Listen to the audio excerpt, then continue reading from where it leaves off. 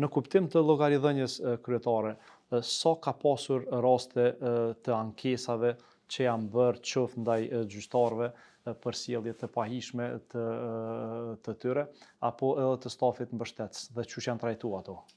Unë ka 4 muaj që jam kryetare gjykatës, po kam marrë shumë takime me gjyqtarë mbikëqyrës, me udhëhecet e departamenteve, me udhëhecit e zyreve të gjykatës, ku në vazhdimsi i inkurajoj që të jenë të përgjegjshëm dhe punën e tyre ta kryejnë me etikë të lartë.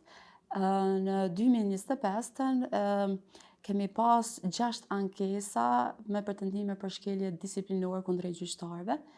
5 prej tyre janë refuzuar, të cilat janë të publikuara, dhe 1 është adresuar tek autoriteti kompetent, pra në Këshillin Gjyqësor të Kosovës, dhe 2 ankesa kanë qenë në drejtim të shkeljeve të pretenduara nga stafi administrativ.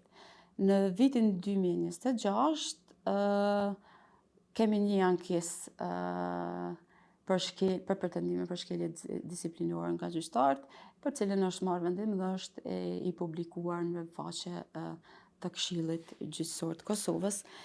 Kur jemi te llogaridhënia, sistemi SMIL është një ndihmesë e jashtëzakonshme edhe tek monitorimi që kryetarët përmes sistemit SMIL mund të bëjnë për të gjitha landet pa përjashtim, ku përmes sistemit SMIL kryetarët kanë qasje me vrejt gjitha lëvizjet që bëjnë si gjyqtarët, si referentet, si zyrtarët ligjor në land.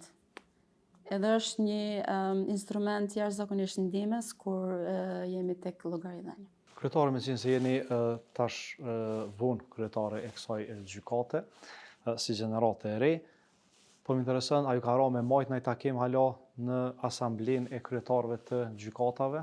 Po.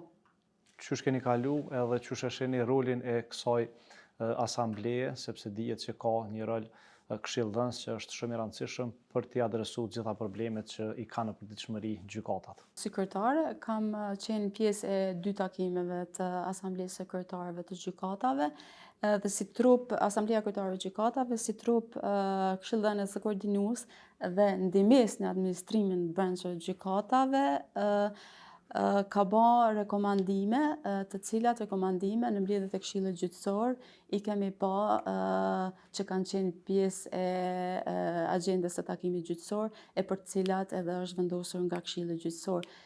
Asambleja e Gjykatave është shkëmbim praktikash mes kryetarëve të gjykatave dhe ka një rol të mirë, të thoja, në mirëbërjen e administrimit brendshëm të gjykatave. Dhe krejt në fund, në vizionin tuaj, kur keni konkuruar për këtë pozitë në krye të kësaj gjykate, çka do të ketë ndryshe në qasjen që do ta ketë gjykata themelore në Gjakovë? Çka është vizioni juaj, pra, dhe çka presin qytetarët?